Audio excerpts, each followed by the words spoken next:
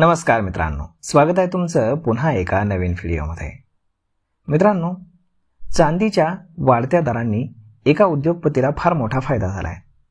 तर अब्जाधीश उद्योगपती अनिल अगरवाल यांच्या वेदांता ग्रुपची कंपनी हिंदुस्तान झिंक लिमिटेडनं जोरदार नफा कमावलाय। चांदीमुळे कंपनीच्या नफ्यामध्ये मोठी वाढ झाली आहे। चालू आर्थिक वर्षाच्या सप्टेंबर तिमाहीमध्ये कर भरल्यानंतर हिंदुस्तान झिंकचा एकत्रित नफा हा 2649 कोटी रुपये राहिलाय। तिमाही आधारावरती कंपनीचा नफा 19% वाढलाय।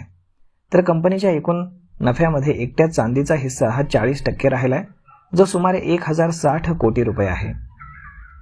हिंदुस्तान झिंक लिमिटेड ही जगातील टॉप 5 चांदी उत्पादकांपैकी एक आहे।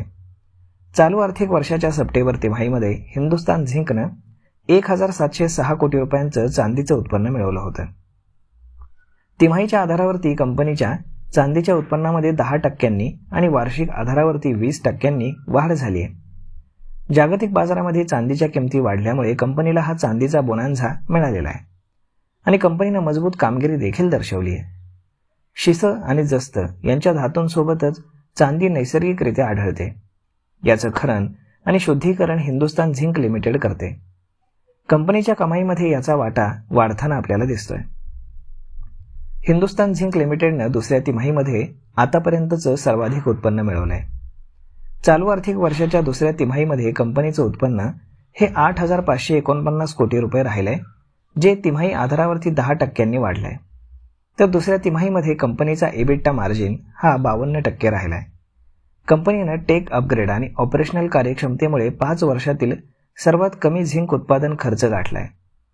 2025 मध्ये आतापर्यंत चांदीमध्ये जबरदस्त तेजी आली आहे। ईटीएफनं आधीच लोकांचे पैसे दुप्पट केलेत, तर फ्युचर मार्केटमध्ये चांदीच्या किमतींमध्ये सुमारे 70% वाढ आपल्याला पाहायला मिळाली आहे।